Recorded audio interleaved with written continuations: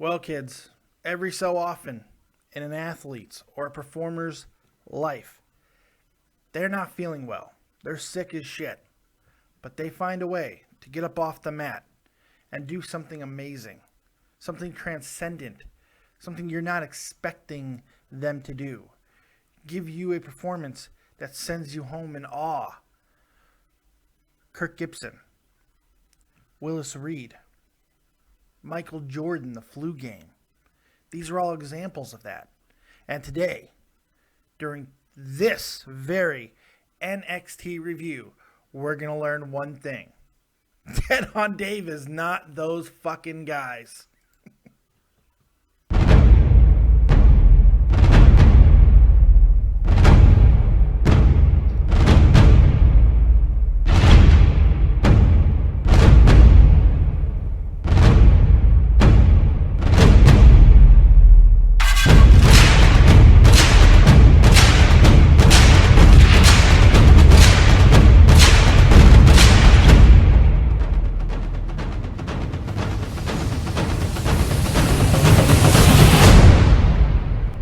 What's going on, everyone? Welcome back to the channel. It is your boy Dead on Dave, and I've pulled myself off the couch to get up and do this NXT review. In fact, I'm feeling so crappy that I have my Superman beanie on to protect me. In fact, it's my wife's. I stole it from her. Why? Because I'm not above stealing when I'm not feeling good.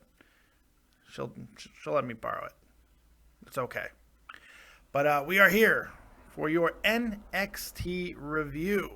And of course, as you know, I have yet to watch NXT. I'm going to watch it right now and give you my match-by-match, segment-by-segment breakdown, which is a really good thing today because that means I get to hit the pause button.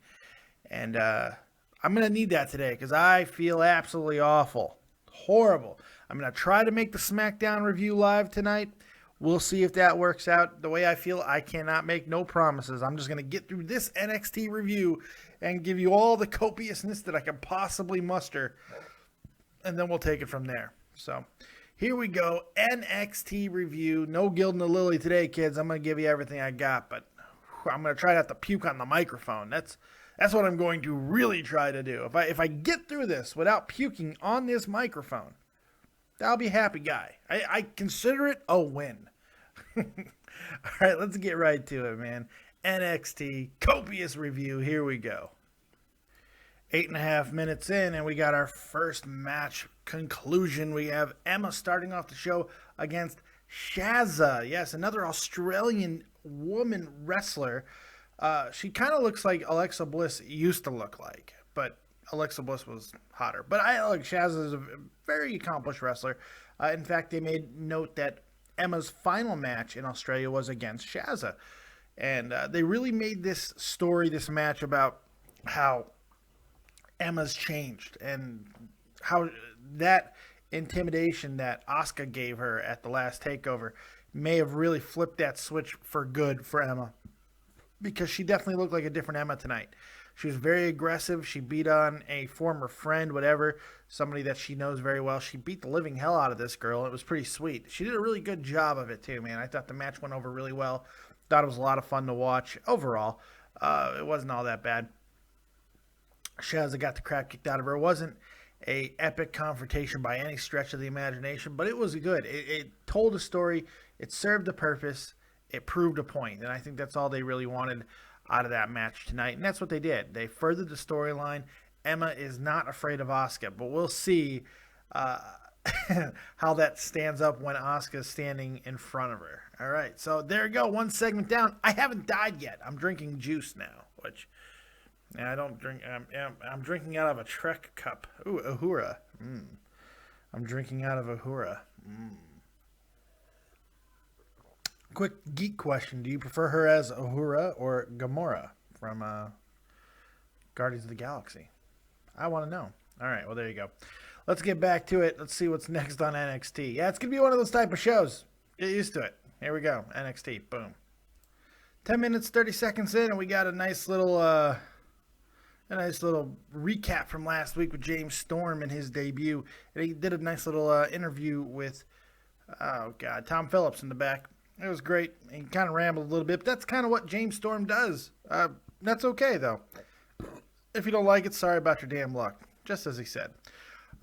This is more about the match we're about to watch. I'm very excited about this. Jason Jordan, Chad Gable against Tommaso and Ciampa. Tommaso Ciampa and Johnny Gargano. This should be a good match, man. I'm really looking forward to this. More than likely, Johnny and Tommaso are going to lose because that seemed to be what they do. Well, they're not signed, so I mean, it kind of makes a little bit of sense. But this should be a great match. I'm looking for match of the night right here. Let's see what they do right now on NXT. Let's check it out. God, I want to die right now. Oh, Superman, protect me. 15 minutes, 32 seconds in, not for nothing. We just watched a Finn Balor recap video of like his journey. For some reason, they showed that again. I really think they are building him turning heel, but that's not what this is about. The Chad Gable, Jason Jordan versus Ciampa and Gargano match just started, and there's a lot of Gable chants, right?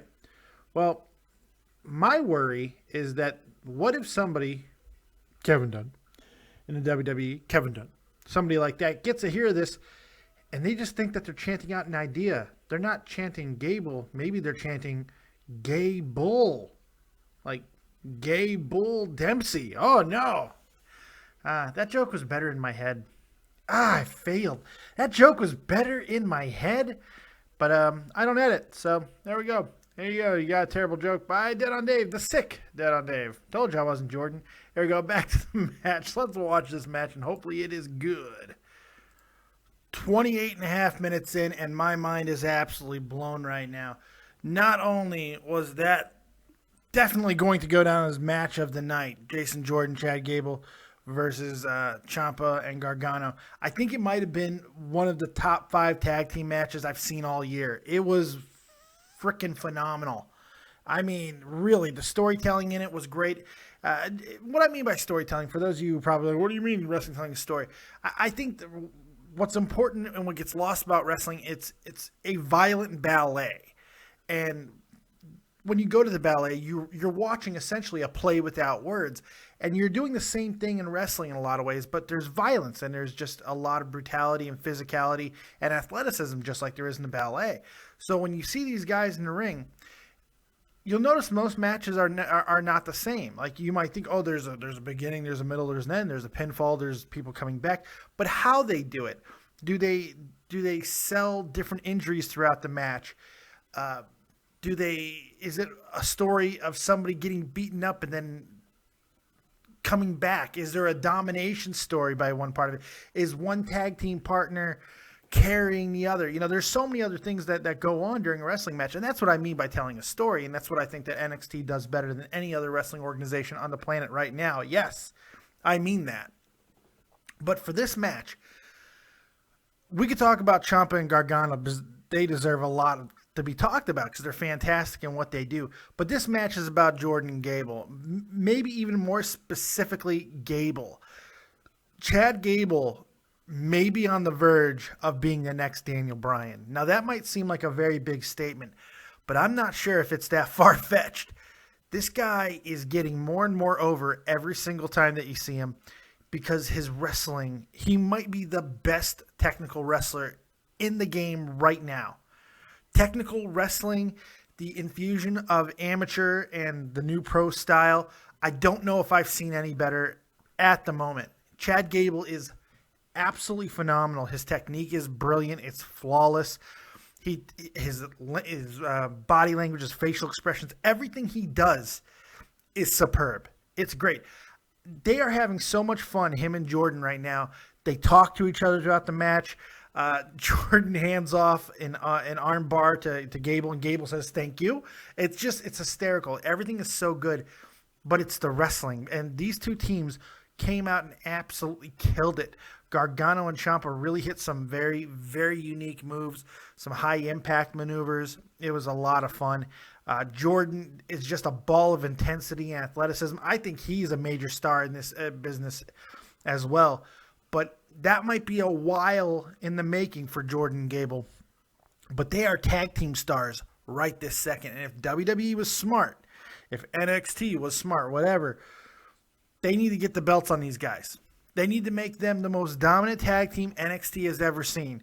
And how I would do that is very simple. You take the belts off of Vaudevillains. You have them dismantle them really good. And then you have them go on a run where they're beating just about everybody except the mechanics. Keep them away from the mechanics for right now. That's what I want. I just keep them away from there. I have a feeling that they're going to take them on first and then go to the Vaudevillains. But have the mechanics continue to dominate the way they are as well. Somewhere throughout the whole situation, you have either them or the mechanics take on the Ascension. The Ascension comes back because they're the most dominant tag team in NXT history. And you have either one of those teams absolutely destroy them. Which sucks for the Ascension, but I really want to put these tag teams over. And that's as a booker, that's what I'm going to do. And I'm not, you know what I mean, if I'm booking. Gable and Jordan just absolutely have their way with them. And you want to have them as the best tag team that NXT has ever seen. That way, when you bring them up, the same thing's not going to happen to the Ascension. These guys are over. They're phenomenally gifted, and I'm just excited for them. That match was great. Not good, not mediocre, not meh. It was great. Great. Borderline fantastic, really. It's one of the best tag team matches I've seen this year. Let me know what you guys think in the comment section below.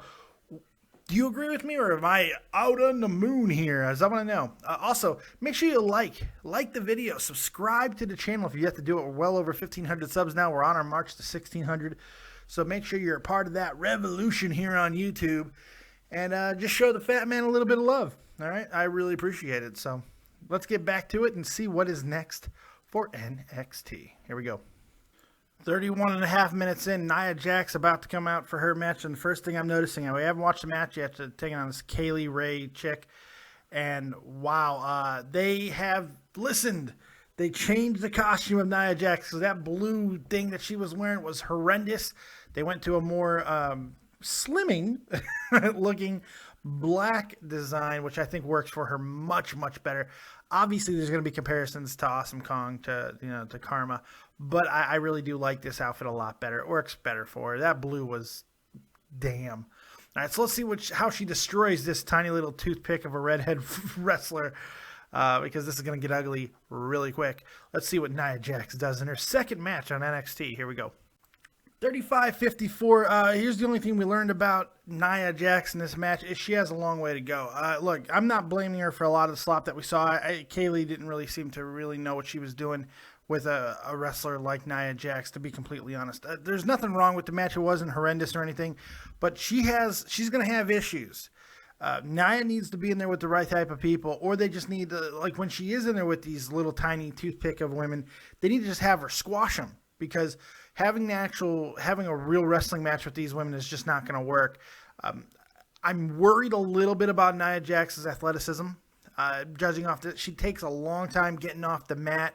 I'm a little worried about that because it could be restrictive for her. We'll see. It's going to be interesting because I'm like, my mind is, can I see her in matches with Bayley, with Charlotte, Sasha, Becky, Kana? I don't know at this point.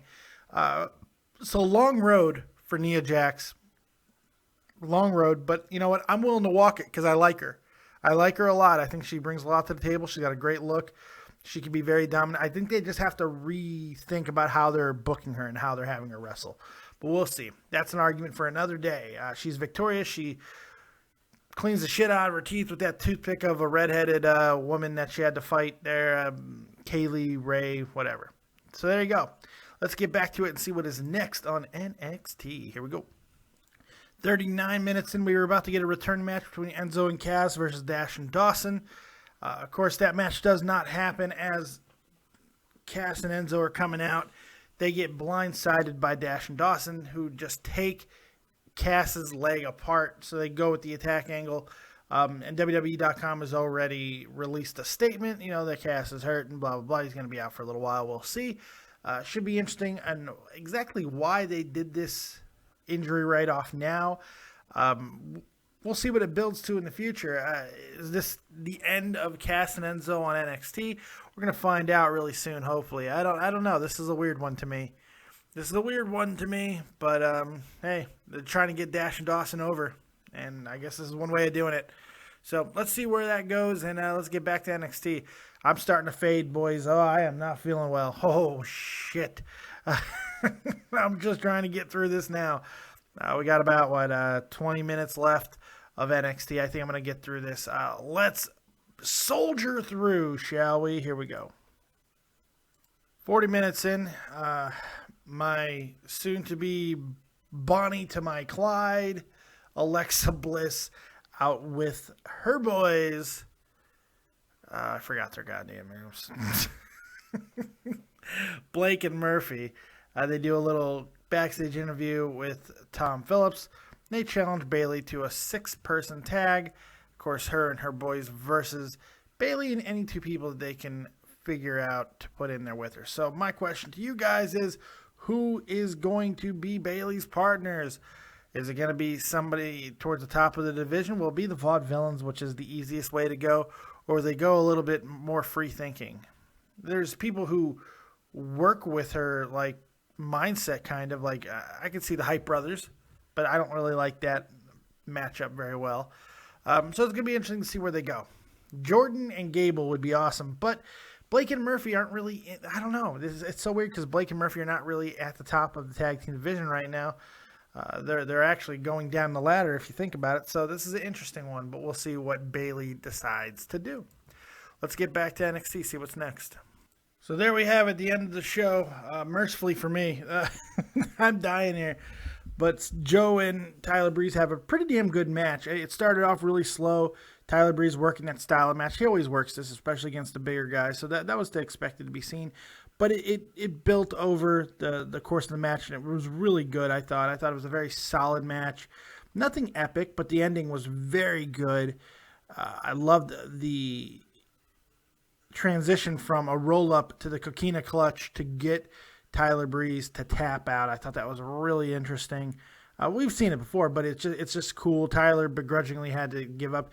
Is this going to be the end of their feud? Probably not, but we'll see. I don't know. It very well could be because Tyler's moving on now. It looks like Tyler is going to SmackDown and Raw and stuff. He's going to the main roster. Can they keep him there with Joe for a little while? Sure. I would have liked to have seen him get a victory here, not because I want to see Joe lose, but mainly because Tyler never wins. Tyler Breeze never wins, and maybe that'll be something they change on the main roster. But he doesn't win. He loses all the time. Great matches, but it's just like he never wins rivalries, and it's just like, geez, can the guy get a victory? He's on a pretty substantial losing streak if you think about it, but I digress. I thought the show was really good. Obviously not as good as last week. I thought last week's was incredible. This one was good. A lot of fun stuff going on. I give it a good 7.5. 7.5. I think it was a solid NXT.